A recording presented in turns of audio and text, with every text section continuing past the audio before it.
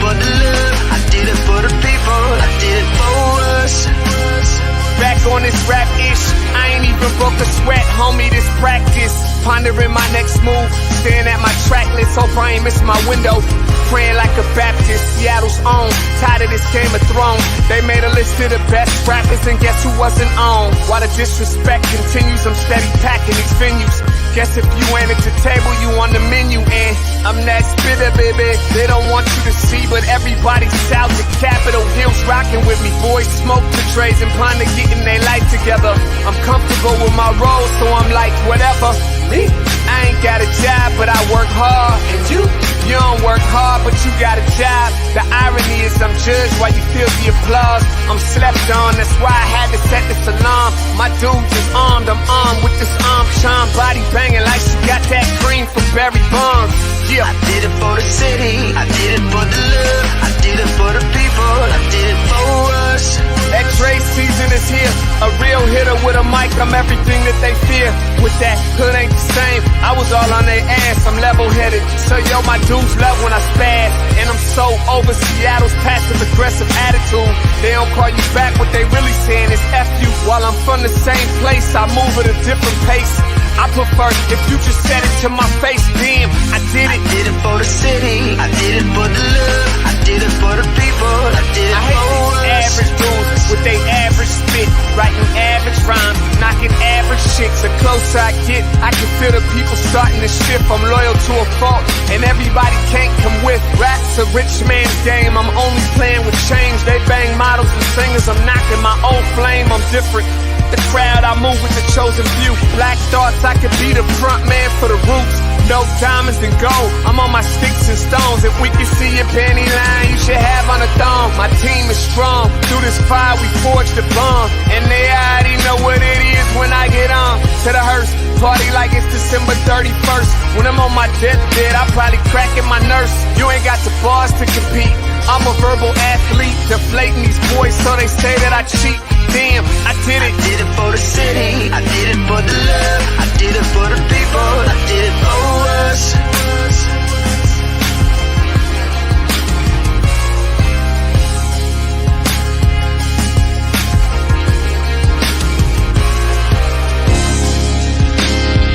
Yeah.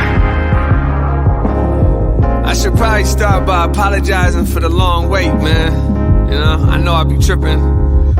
But I'm not just a rapper, I'm an artist. And, you know, my creative process is a little bit different than most. Nonetheless, I want to welcome everybody out to the Dre's Experience. I got TCF in the building, my whole camp's here with me. I got the band in here laying this cool-ass vibe. And I'm Seattle's own. Let's get into it. Welcome, everybody. Happy Monday to you out there. Welcome to the Morning Update Show. I am your co-host, Trey Holiday, and I'm excited today because we have a guest in studio with us, Mr. Brian Callanan from Seattle Channel. What's up, Brian? It is so great to be here, Trey. Thank you so much, and thanks to Omari for giving me the shout to fill in here. He said, I need you to fill in. I'm like, you know what? Only if it's with Trey. You know, that's the only way I'm going to do it. So I'm really glad to be here, and thanks for making me a part of it. Converge is rocking it, and it's really cool to be here. You know what? It's great to have you, and it's my first time being able to co-host with Brian. So we've been having a great discussion before we even started the show, and I'm excited to bring you guys what we have today. We have some headlines, and Brian has been very, very eager and giving us so many great things to discuss throughout the show. Before we get going, I have to give a special shout out to Boom Boona Coffee, which is opening up their second location today, right on 1223 East Cherry Street in the Central District. You know, every time we have an opening in the CD, Black-owned businesses, we love to celebrate them. So, well, they got a great store down in Renton too. Yeah, so do. Having that second one is big for them, and a Ritrian family making it happen there. I think that's really cool. Absolutely. Yeah. You're right. Yeah. You guys, unfortunately, we do have to start off with, you know, a little bit of rough news here. There was a shooting in Rainier Beach that took place over the weekend where a 16-year-old lost his life. So officers responded to a shooting in the 9200 block of Waters Avenue South tonight, and they immediately got information that the suspect had gone to a door at the residence knocked on that door. The 16-year-old victim went to the door and was shot multiple times. The suspect fled the scene. Officers arrived and attempted life-saving measures. The victim was declared deceased at the scene. Right now, homicide is investigating and is asking anybody that has information to call their violent crime tip line at 206-233-5000. But really, this is the second juvenile that's been shot in the last month. And, we're just trying to figure out ways to stop this violence. So we're asking the community to find, any which way that we can make sure that we put these shootings to rest and being able to also figure out who did the shootings.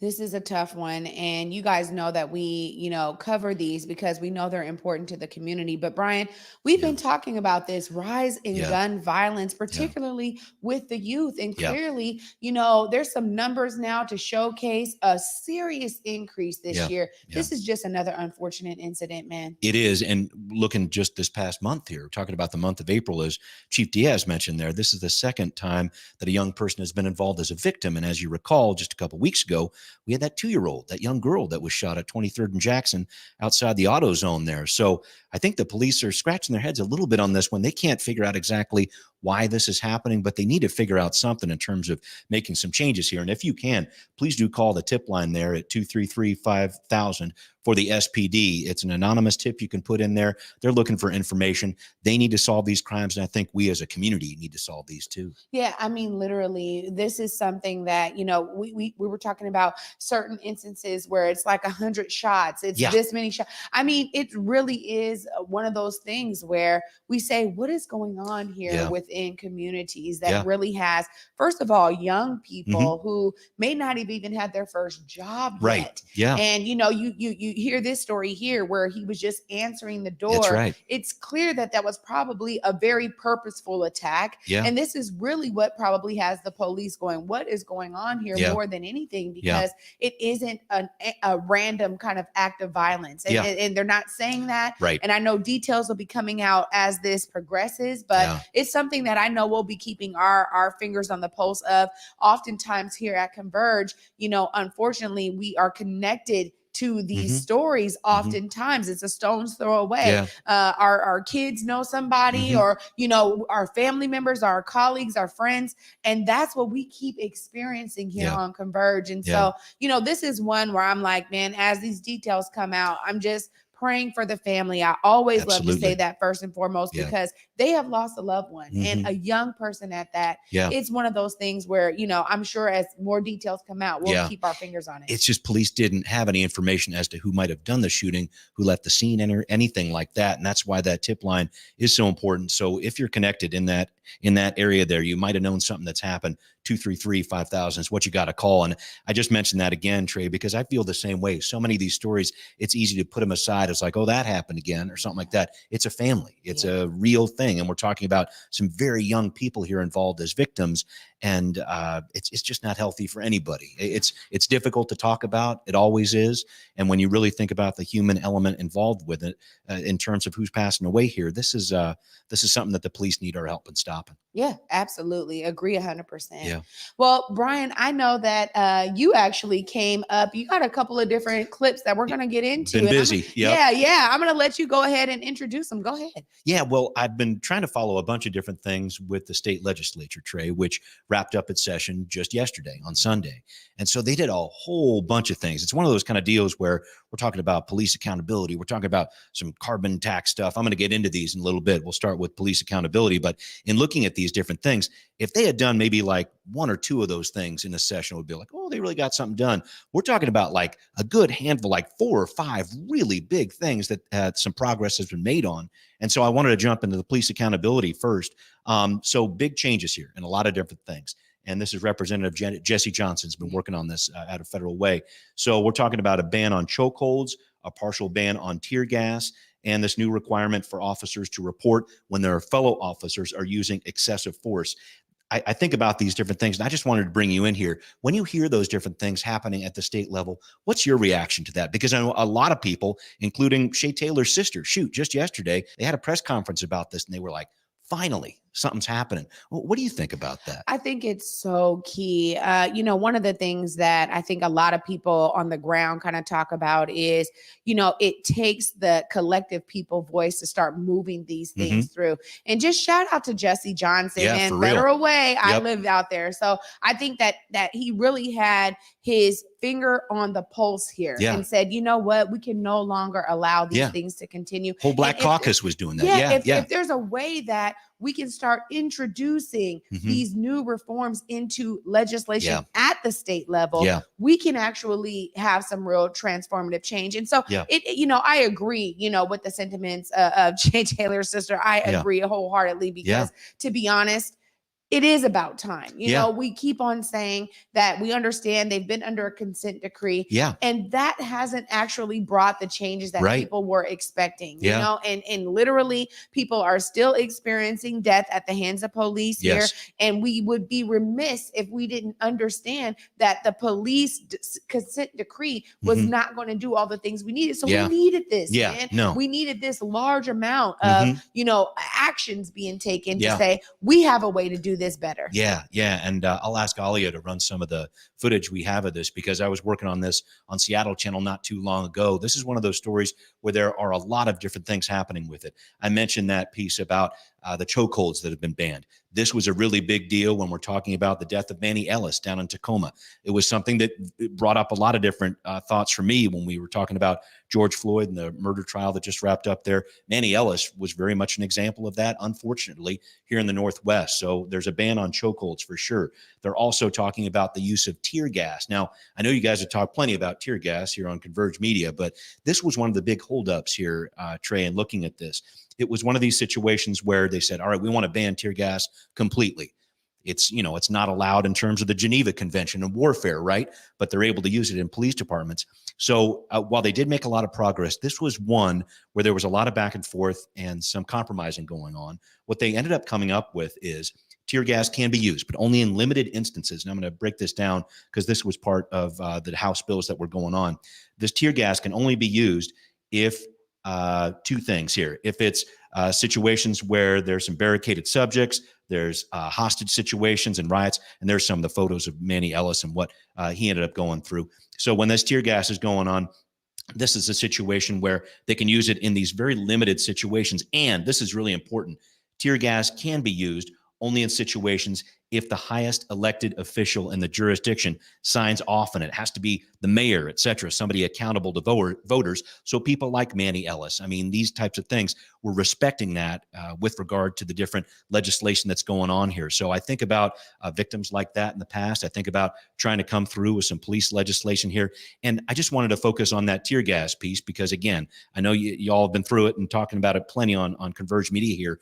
In looking at that, when you hear about those different restrictions on tear gas, does that feel like a middle ground to you? Was that a good compromise, bad compromise? What do you think about that? Well, the thing is, I mean, when we think about, how it played out just in the protest movement here and what we saw with tear gas, it's not actually surprising that there was some need for compromise to say, let's ban it all together. But the idea is that now the highest level official, is going to have to sign off on it. I think that does give some bit of relief here, where it's like, this is a limited use kind of thing. It's not just going to be something that the police themselves get to decide to do. Right. And I think too, when we talk about the consent decree, we've seen how they've had to make changes based on that, right? It comes back and the judge says, look, you can't put that on them based on this decree. Right, so again, I think that this was a way of kind of making that happen, in the environment that we're in right now. Sure. And I really wonder what impact a state law like this will have on the consent decree process for SPD.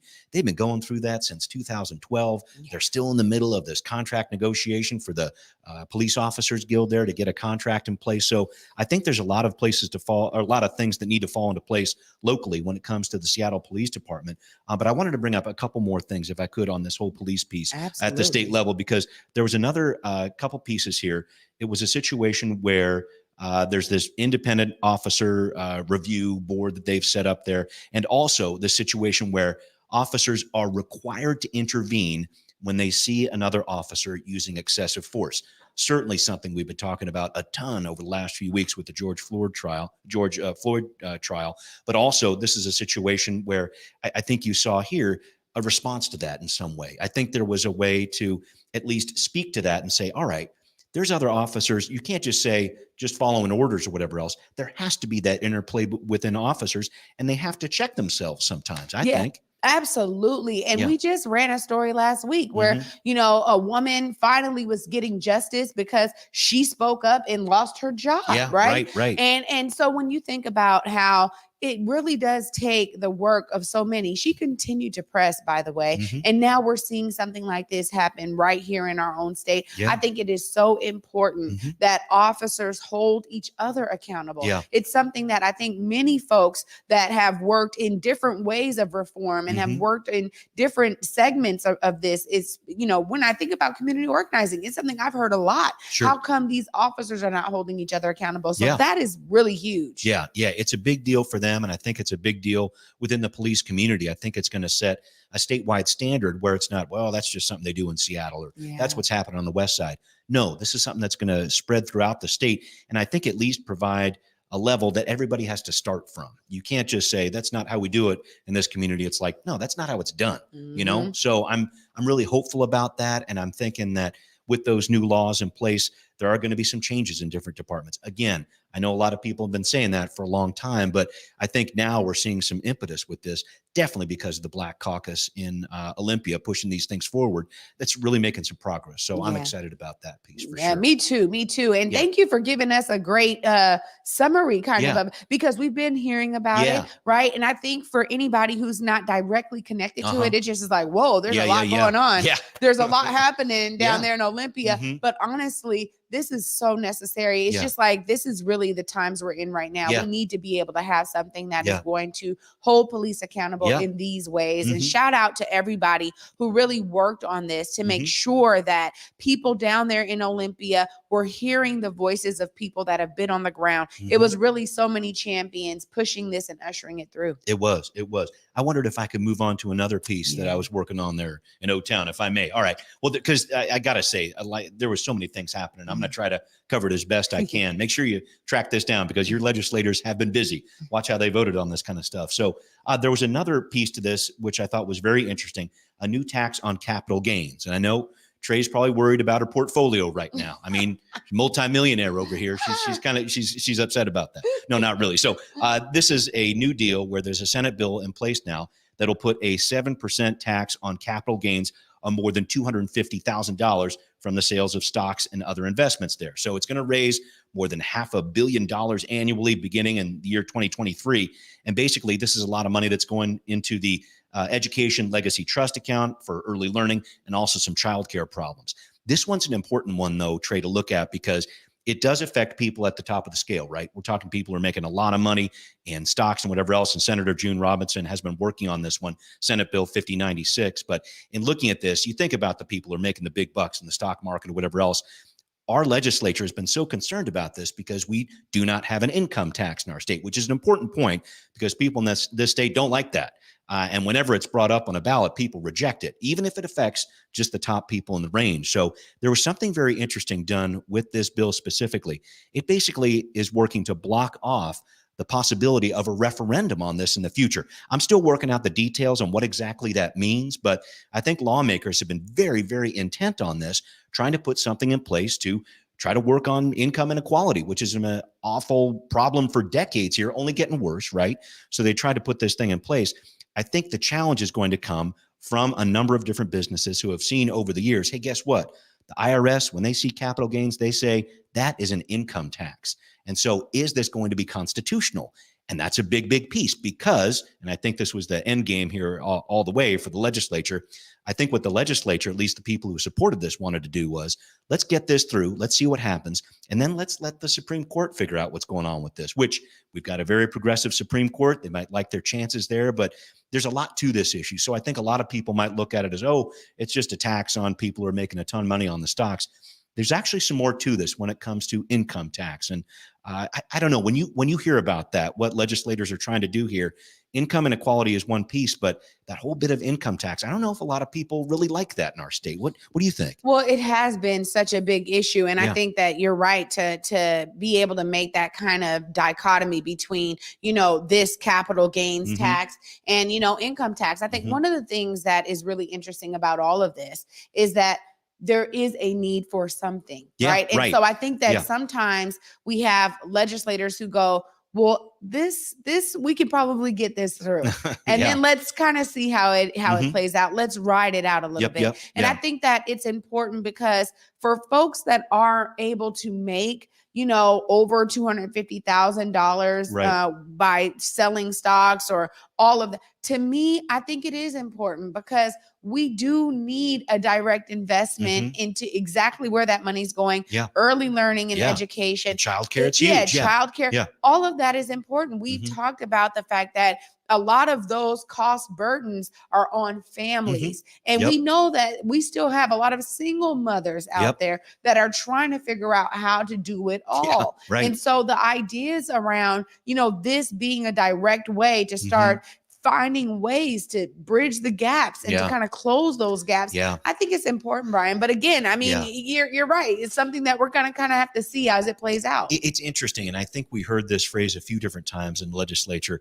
Let's not let the perfect be the enemy of the good. And you might have heard that one before. So I think it's one of these situations where they're throwing a few things out there. And I know we're going to talk about drug possession law in a little bit. This was definitely a case with that. But I think they're trying to put something out there, get some different feedback on it, and then see what happens with it, which I think is the job of legislature. I think you put that out there and then there's reactions to it and then stuff happens and changes. I mean, I think that's legit. But I'm interested in this one specifically because I really think that feedback on anything that resembles an income tax is not good in this state. So where does that go from here? What kind of feedback are we going to hear from different constituencies? And I think it's going to be pretty loud. There's going to be some big pushback on this. This is definitely going to court. But I really wonder how that's going to go. I just know that, like you say, legislators have been working on this for years to try to work on this income inequality piece. And I just wonder, I wonder where it's going to end up because I think a lot of people have been struggling with this for a while. You mentioned families that are struggling. The state's trying to respond to that. They actually increased their state budget. The overall state budget went up by about $5 billion. They're getting some better revenue right now, which is great. But they're also trying to apply that revenue to people who have needed help for years, people low income situations, people who need childcare, people who need help with education, whatever else. So I think it's been a responsive legislature, but it's also interesting because a number of the measures that I'm talking about that are going through here today are measures that voters have actually rejected in the past on a statewide level. So it is an interesting balance there, I think. And really, this is where I think diverse voices really bring in a different perspective here. You know what I'm saying? And more of them came in, Trey. I think this is crazy to think about, but more of those voices came in because of COVID. Crazy, right? But because it was virtual, you really were hearing from people all over the state during these different hearings or whatever else. But back to your point on that. No, I think that's important. That's what I'm saying, because that's really what helps you get more of a robust bill in place. I mean, when we're talking about how this may affect a certain income level or, lifestyle or whatever, that is only a part of it. We do need to think about the fact that our state, I mean, when we talk about how, hard it's been to live here, for so many folks. How we do taxes. Washington is the most regressive state in the U.S. when it comes to taxation. I mean, that's where you're going with that. That's a part of it. You know what I'm saying? That's what I'm saying is that we have to look at it because holistically, there is a need to do something different, right? And people have been saying it for a long, long time. So you're right, Brian. We'll see how this plays out. Yeah, interesting. I would love to move on to another piece if I could here. I'm just keeping on here. This one was very interesting. I thought a restriction on carbon emissions. So again, this is something our state has been working on for many, many years here, trying to figure out something with regard to carbon emissions. You remember a couple of years ago with Initiative 1631, people turned this one down.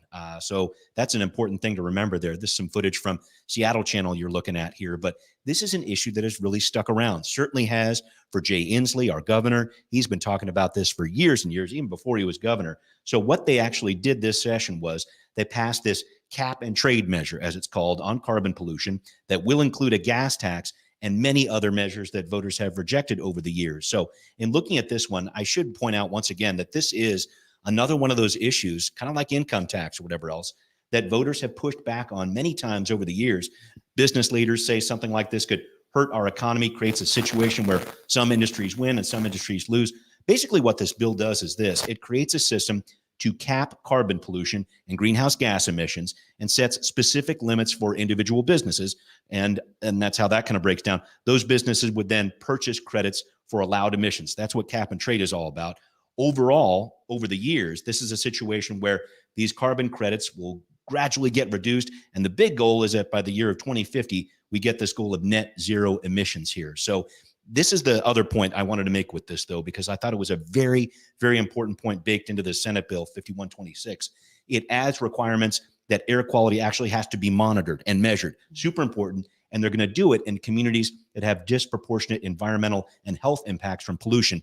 And that's talking about communities of color right there. I think a lot of this climate change debate that's been going on over the years sometimes it hasn't really involved the people who are most affected, which turns into communities of color. And I don't know what your thoughts are about that, but that always strikes me about bills like this. You're so right. And oftentimes I think that it's important. There's a lot of work being done on the ground at kind of this organizational level to help folks understand how they're being impacted, by all of this. I mean, our climate change issue is huge. It's real. It is a global issue. And I think that it's important as a state to be thinking about what we can do to try to reduce carbon emissions, what we can do to try to ensure that there are measures put in place to approve and provide some type of, kudos to you for reducing type of thing. I mean, that's important because at some point it is like this reward system that also I think can really play into this. And oftentimes, I've been hearing so much about this from folks that are like, this is what we do as an organization. We're going to work on climate change. We're going to work to ensure that the communities that are most affected by climate change understand how they can also be a part of the solution. And I think that it has to be holistic. Yeah, the solution has to be cultural and it has to be financial. And I thought it was very interesting in this session. There was actually someone who came in from BP in support of this legislation. That very, very rarely happens here. So I think we're seeing a bit of a change in some ways with regard to those attitudes. Again, this is something that voters statewide have rejected over the past several years, but I think we're seeing some changes there. And I wanted to point out there's one other piece to this that's a little bit of a gotcha with this bit with the cap and trade here. So this would take effect in 2023, this cap and trade system here, but that's only if by that point, lawmakers can pass a new transportation spending package that will include a gas tax hike of some sort by about 5 cents. So I got to say, again, this is one of those balance kind of situations. We are talking about some gains, I would say, when it comes to the cap and trade piece, but we are talking about a gas tax, which, as we know, is another one of those regressive taxes out there. And while there's definitely some benefits for communities of color from a bill like this, I think about the gas tax that everybody's going to have to pay. And it affects communities of color there too, because everyone's got to get around, right? Granted, we're trying to use transit wherever we can, but I think that gas tax is going to be that really interesting debate over the next couple of years. When you hear about that, what goes through your mind? Well, it's just interesting because one of the things that I think is really key here is that we have to do something, period, point blank. So there's some of this that really falls on us, but I think a lot of consumers, a lot of individuals and families go, what about the companies that have just been, charring out waste after, like day after day? You bet. And when we think about that, I think that there's something more on them and how they do their business that is really important and should be impacted by anything that we're looking at in terms of a change around how we see, climate change and us being really responsive to how we are kind of killing the planet here. And there's not even kind of. People want to debate the science, Brian. They want to, this and that. Today, but at the end of the day, like the truth is just the truth. So at some point, we all are going to have to reconcile with what that truth is, and I think it's important. I also think too, one of the things that has to be really thought about in a post-COVID era, right? Is mass transit. Right? Like I even think for myself, is double masking up enough if I'm on the bus and I don't know where any of these people come from or, right? Yep. And so I've been one of those people that drives because I was like, it's just easier for me to do that. Yep. And then when I'm in the city, I need my car to get around to different locations. So there's a lot to consider there. But I think all of these things really are things that we will be kind of dealing with over time. I think so too. And it's this whole idea, we've heard it with a few different debates around COVID, if you will, when it comes to different pieces like education, when it comes to pieces like the police department. Let's build back better. You know what I'm saying? And I think the same thing is going on when it comes to our environment here too. It's like COVID has given all of us a lot of time to think and be in our own heads. Sometimes that's not all that healthy. You can get stuck there a little bit. But I think what it has done is allowed a lot of people to reflect on how are we going to build back? What's that going to look like? But I did want to press you on that one point. When lawmakers say, okay, if we're going to make this happen, there's going to be a 5-cent gas tax. What do you think the reaction of that is going to be? Because when it comes down to what's hitting you in the pocketbook, I think that's when people start faltering on this. They all believe, everybody believes that we need to protect our earth and our environment in different ways. But when it starts hitting people in the pocketbook, I wonder how that's going to go. I just really think that it's kind of a sign of our transformative time right now. Yeah. I think we're in a kind of era where more people are wanting to do something. Yeah. And so that's why it's like, okay, if this is the something we have to do, then maybe this is the something we have to do. And that's my personal opinion where I'm at a place where, look, we can't just continue on and just, oh no, it's not my issue. I'm not gonna, I'm not gonna be paying for that. So-and-so needs to pay for that. At some point, it really does fall on each and every individual in this world. And I think if we can do something right now, if it is a 5-cent, increase or gas tax, then okay, maybe that's what we need to do to say, you know what? Yeah, maybe I'll think a little bit more about, do I need to drive there? Can I walk? Can I do something else? Can I carpool? Maybe we'll start thinking about the other options that will also release and reduce our carbon emission and our carbon footprint. I mean, this is key right now. And we have to start doing things that maybe in the beginning, it'll be uncomfortable for some, right? And it's like, oh man, that's hitting me and I'm already low income or whatever. And I get that, but I also just feel like at some point we do have to do something. And I think that this may be just kind of like that leg up to getting us all to understand that this is our issue and we have to do something about it. And I think it really kind of pushes the debate. You can talk about it, but when laws start going on the books, and granted, there's going to be some industry groups, I know they're going to push back on this, but when those laws start going on the books, it really forces the debate to happen. So that's what's going to be going on over the next couple of years.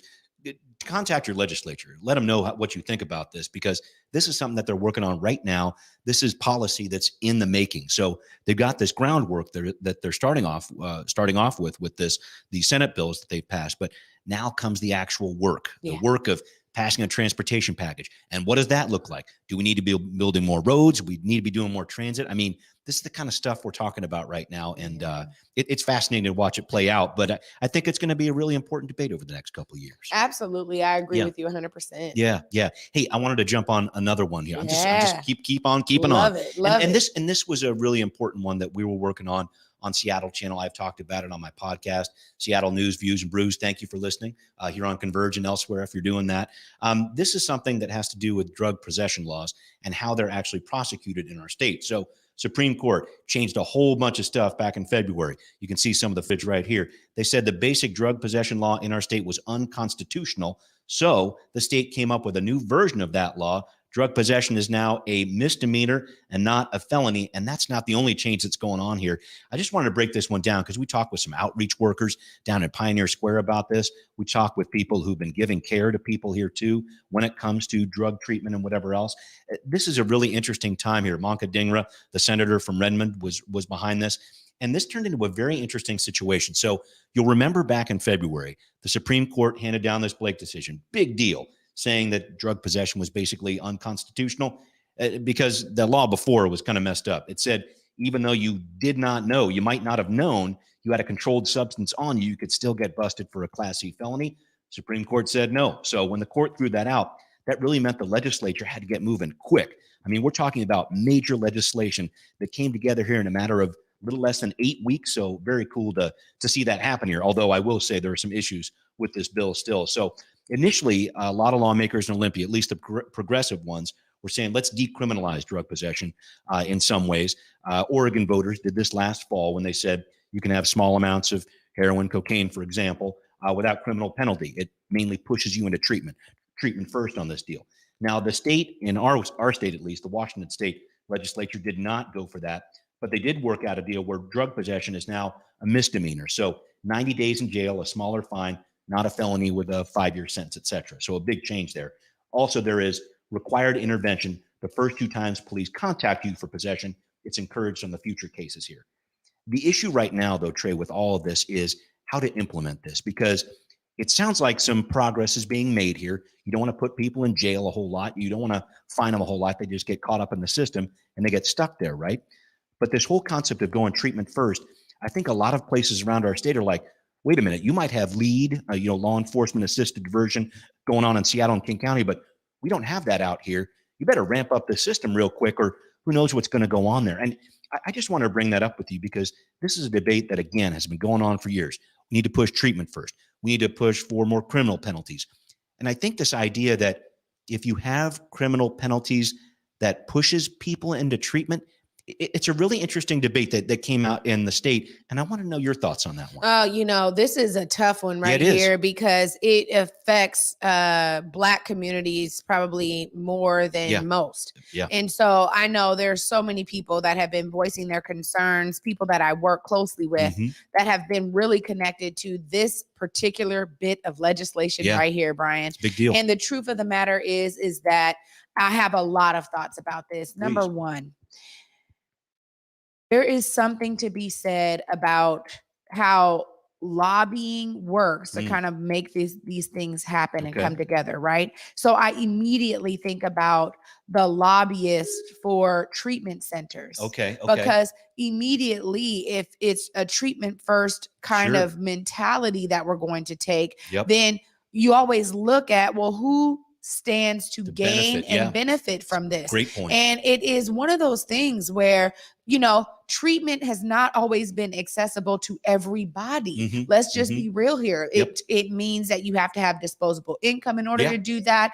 A lot of treatment facilities don't actually work on the first round, right? So you're saying, okay, the first couple of times they get caught with this, it's a treatment first thing. But the truth is that I dealt with, addiction in my family. And whether they ever tried to go through treatment or anything, it didn't stick for many of them. So not to say it never works, and that's not what my point is here, but I think it's important to also understand that kind of percentage there of how it's not just about treatment. I think what I resonate with so much is this kind of treating the whole person. Agreed. And so it's not just about them going to treatment, because you have to think about and look a leg up and say, wait a minute, what really is actually making them utilize drugs as an outlet and making them want to dumb their minds down so much all the time to not deal with like whatever else life is throwing at them. So I think it's a holistic approach that needs to happen. I think what I'm hearing from you is it's sure there might be a substance abuse disorder going on, but there's other issues laid on top of that, right? I mean, that's kind of what you're saying, trying to get that treatment on all those different sides. It's exactly what I'm saying. And this is why when we talk about new ways of reimagining policing even, right? And reimagining a system where we're really caring for people as their holistic selves. I think that's important here.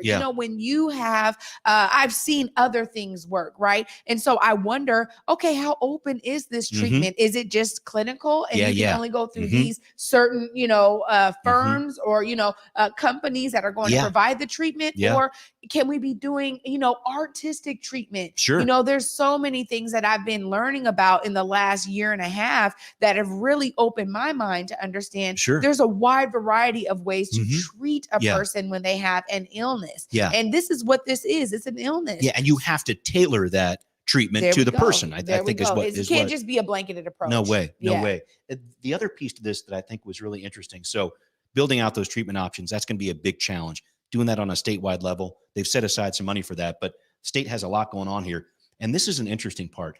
I think figuring out how cities are going to handle this load of court cases now, because it's a misdemeanor. It's not a felony that you'd hear at the county or the state level. This is going to be a misdemeanor. So how are cities going to handle that? That's one piece of it. And then there's this other part of it. You've got all these different cases in the past that have basically been blown out. So, I mean, the governor just a couple of weeks ago commuted the sentences, let some people go free who were just there on these drug possession charges because that charge is now invalid, right? So there's going to be this long process, Trey, of resentencing people, of trying to make sure they are reconnected with some of their legal financial obligations, LFOs. You're going to hear that phrase a lot coming up here. So it's not only figuring out the here and now, the treatment we got going forward, but it's working on decades and decades of past convictions here that unfortunately have led to some very damaged lives. And I think that's been the piece I've heard where it diverges a little here. Some people have said, hey, you know what? I needed my brother or my nephew to go to jail to kind of like figure out, whoa, I need some treatment to figure it out. Other people that has not worked for, you know? And so I think in looking at that, our legislature kind of tried to thread the needle on that a little bit. There's definitely still some criminal punishment involved with this, which some people are saying we should never have cops involved with drug possession cases. But other people are saying, you know what? We need that nudge or that stick to go along with the carrot, I guess. We need that stick of law enforcement to try to make something work here. So I'm really interested to see what happens in the here and now and in the future, because you might have heard that the city of Seattle, the police here, they're saying, hey, drug possession, if there's like 3 grams or something, we're not even going to stop people, right? Because there's so many different cases going on, which leads to the idea that maybe we do need some more treatment, right?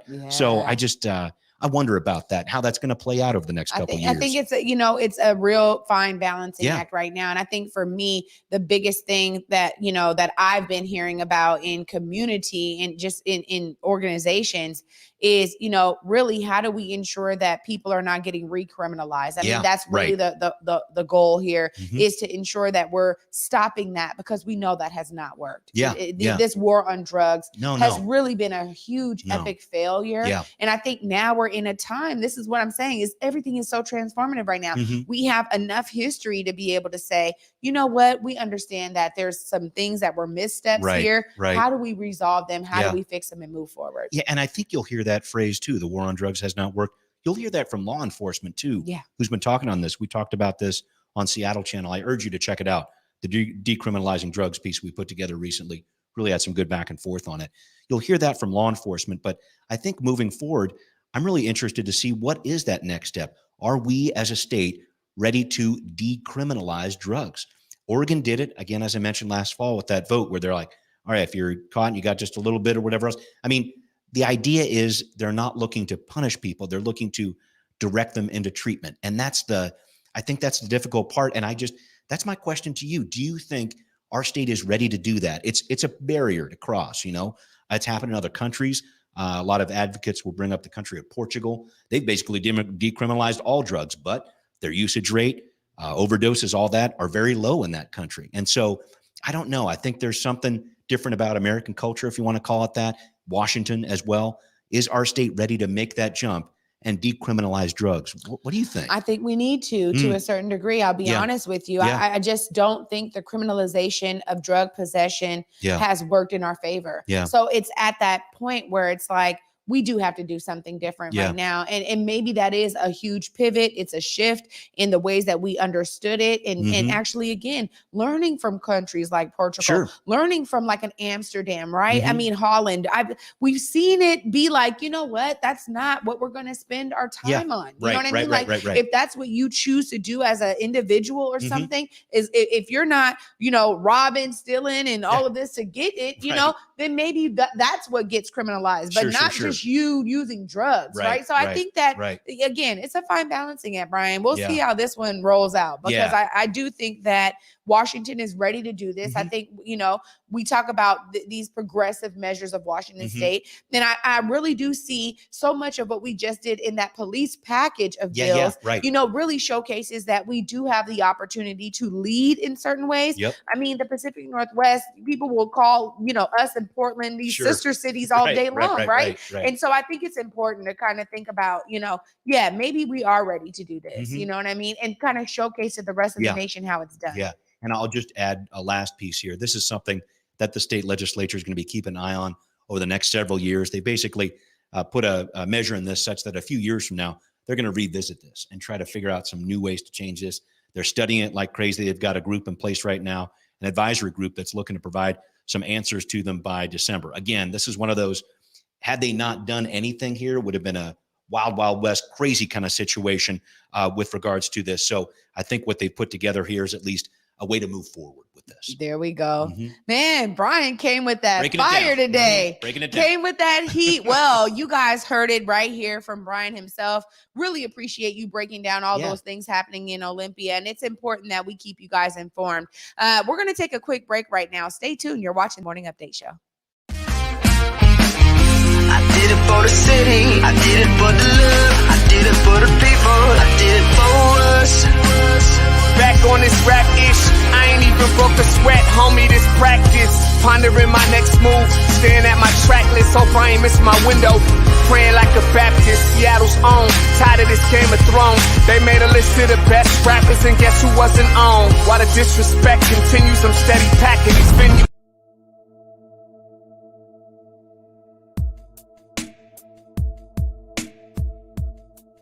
Converge Media produces culturally relevant content for Black and urban audiences. Our coverage is raw, transparent, and objective, praised by community leaders, government officials, and residents. Support Converge Media today via Venmo, Cash App, or PayPal at Converge Media.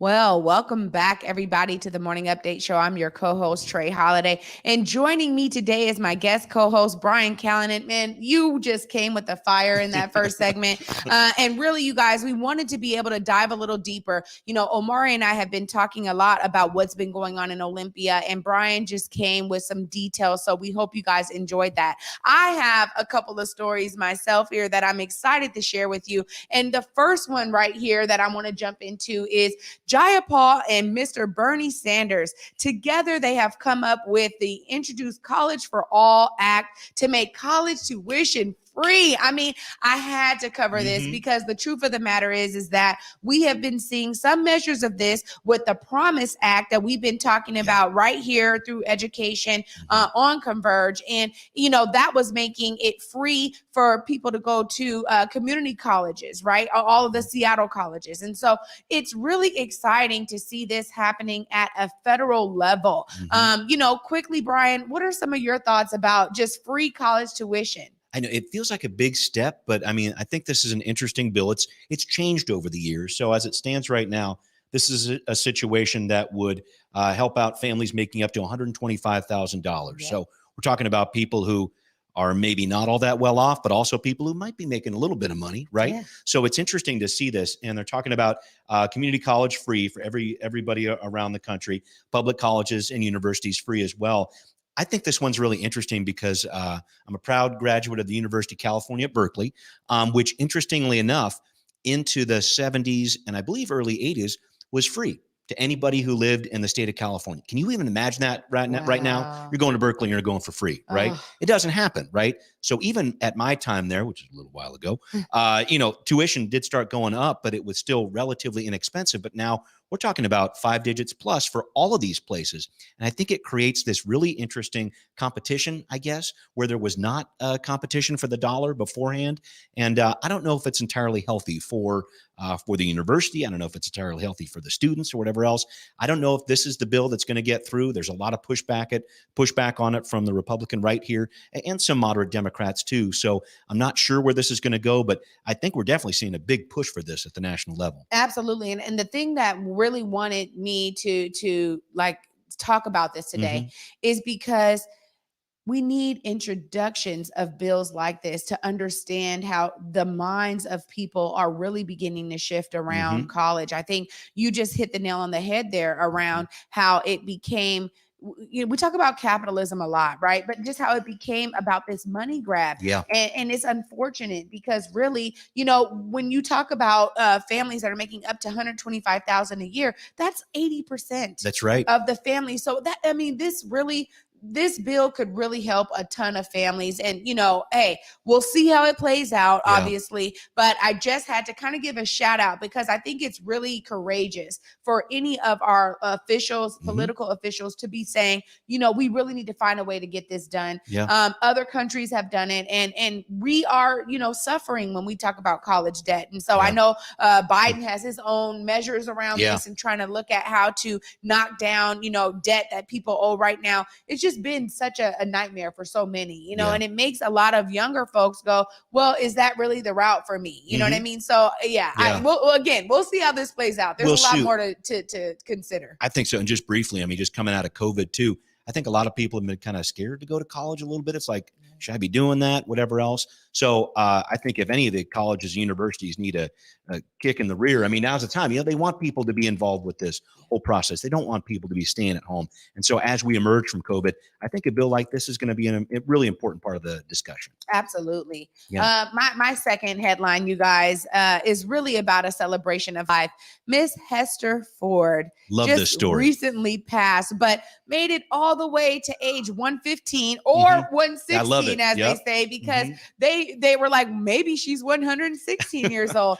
I just have to point out some of the statistics around her life. Okay, she got married at 14. She was a farm worker, got married at 14. She had 12 children, 68 grandchildren, 125 great-grandchildren, and over 120 great-great-grandchildren. I can't add that high. I'm just saying, I just had to give a celebration here. Congratulations for living that long. You inspire all of us. And I know that she is gone now, but it was for me when I read this story, Brian, it just really filled me with joy. It did for me too. We're talking about a woman in North Carolina who lived through a few pandemics, right? I mean, she went through the flu pandemic of 1918. She went through a time in her life where she was sharecropping. She went through a time in her life where she was free. She went through a time in her life where she never thought she'd see a black president elected, but she did. And the Obamas actually wrote her a letter.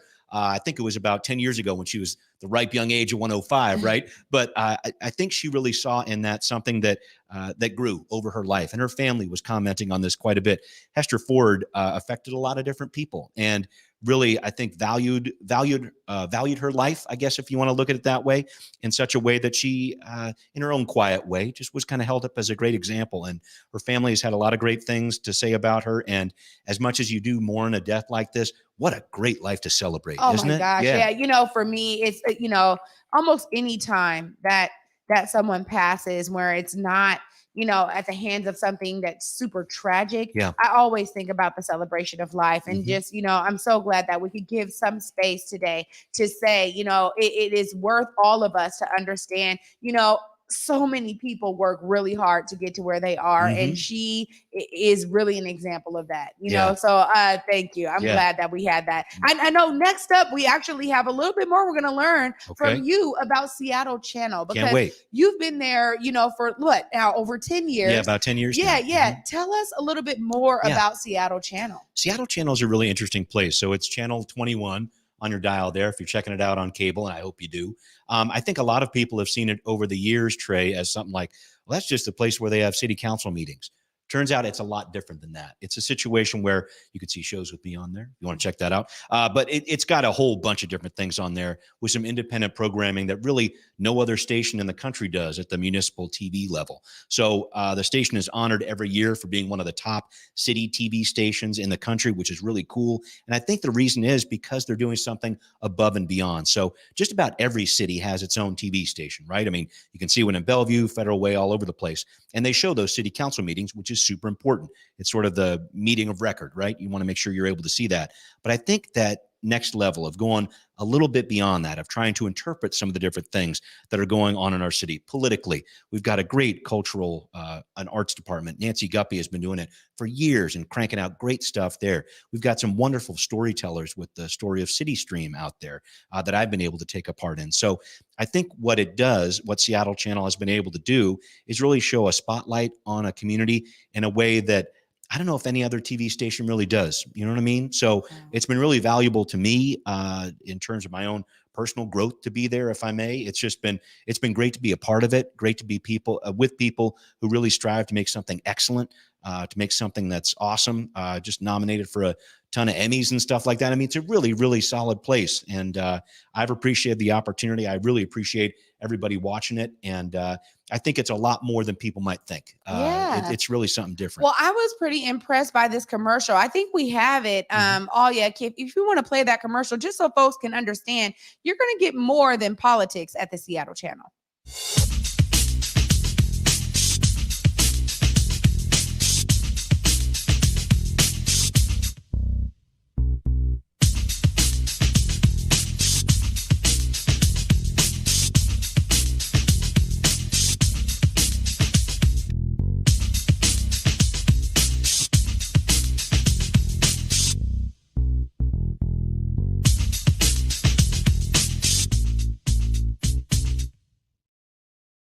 There we go. I mean, great stuff, Brian. And I'm glad that you were here to tell us a little bit more about it. And I think that commercial really showcases it, because I was impressed. I was like, what? They do arts too, and they do this stuff. So that's really great. And I think actually too, Seattle is one of those places that is really just trying to lead. And I think other city channels really can learn from the fact that you've expanded, and it's not just about the politics. So. And looking through a race and social justice initiative lens through all of it, super important. I did a story recently about the Peace Peloton. Check these guys out. They got another event coming up in May. They support Black businesses all around the area, rolling around on their bikes. They got something coming up on May 8th. I wanted to give a shout out to those guys because they're really cool. But it's one of those kind of things, never would have known about them if I hadn't had the opportunity to do a story with them with Seattle Channel. Yeah, they are so cool. Yeah. And we've been connected with them at the organizational level. So shout out to you guys at Peace Peloton. Yep. You guys just heard a little bit more about Seattle Channel, and we just have a couple more things for you right after this break. Stay tuned. You're watching the Morning Update Show. I did it for the city, I did it for the love, I did it for the people, I did it for us. Back on this rap ish, I ain't even broke a sweat, homie, this practice. Pondering my next move, staring at my track list, hope I ain't missing my window. Praying like a Baptist, Seattle's own.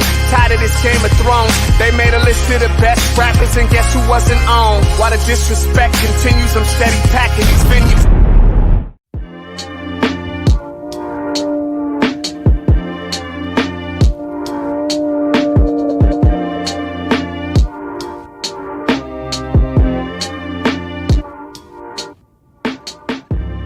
Converge Media produces culturally relevant content for Black and urban audiences. Our coverage is raw, transparent, and objective, praised by community leaders, government officials, and residents.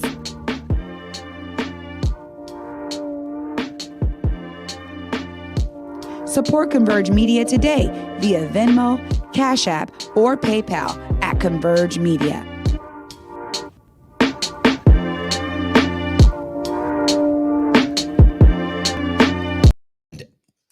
Welcome back, you guys, to the Morning Update Show. I'm your co-host, Trey Holiday. And before we get out of here, we just thought we'd give you guys a little bit of a view into some of the history that we have with Mr. Brian. Hey there, Brian Callanan from the Seattle Channel, also the podcast, Seattle News, Views, and Brews. I just wanted to say happy anniversary to the Morning Update Show. Trey, Omari, you guys are doing terrific work. I really appreciate it. But I did hear it said somewhere, you didn't come this far just to come this far. So I am looking forward to many, many more anniversaries to come. You guys are doing incredible stuff. It's great to be a partner with you on Converge Media. Let's keep rocking this party. Absolutely. And we're keep rocking this party. That's right. Yeah, absolutely. Yep. And, Seattle News, Views, and Brews, you're doing that with our guy, Kevin Schofield at SEC Insight. You guys are actually really compliment each other well on that podcast. And I know that it's like additional work for you outside of Seattle Channel, but it's a beautiful thing that we've been able to connect, and Converge has been always looking to make certain connections. And so you show that. Oh, all the time. And I got to say, I'm going to give you your very own Seattle News, Views, and Brews coffee mug. because there that had we to happen there, go. Trey. There you go. You got it. There we I got go, one for Ollie guys. over here too. So you get a Thank mug. You get a you. mug. You get a mug. Right. No, it's been great to connect with Converge, and I really appreciate the opportunity to be here, to be part of it. And I think it all is part of the effort of informing our community. That's something I really believe in passionately. I know that a lot of people that are watching this show like to be informed, and I'm glad that you're tuning in. This is all part of it. It's a group effort, don't you think? Absolutely. We're going to do it with the podcast. We're going to do it on Converge, and we're going to help people get informed about the things they need to know. There we go. And before we get out of here, we're just going to show you guys a quick teaser of Seattle news, views, and brews. I wanted to make sure I passed along as well. A big thanks to Converge Media. It runs the video version of our podcast on their YouTube channel Wednesday nights at 7. And Kevin, I heard Omari Salisbury from Converge told me his mom, the Reverend Harriet Walden, is a fan of our show, as well as Ruby Holland. Ruby, Reverend Walden, thank you so much for listening. All right, let's get things going with right here, right now. There we have it, you guys. What a great show today. Omari will be back tomorrow. My buddy, my partner. Brian, you have been phenomenal. Thanks so much for joining us in studio today. It's been great to be with you, Trey. Thanks for having me. Absolutely. You guys, until tomorrow for the Morning Update Show at 11 a.m. Mm-hmm. Peace. See ya. Lift every voice and sing till earth in heaven ring with the harmonies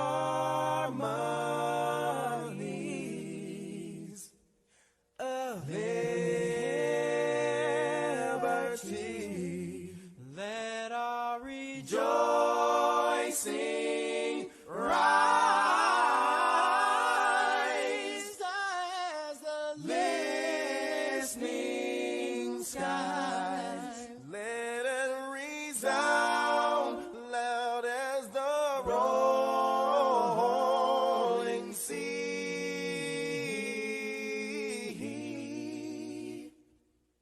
Sing a song full of the faith that the dark past has taught us. Sing a song full of the hope that the present has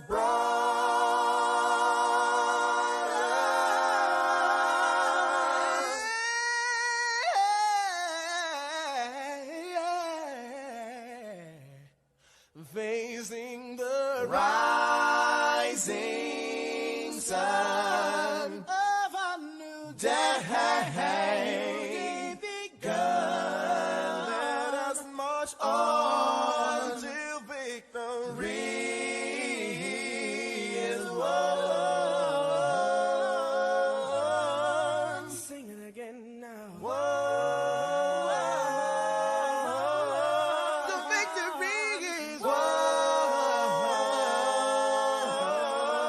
Victory is won.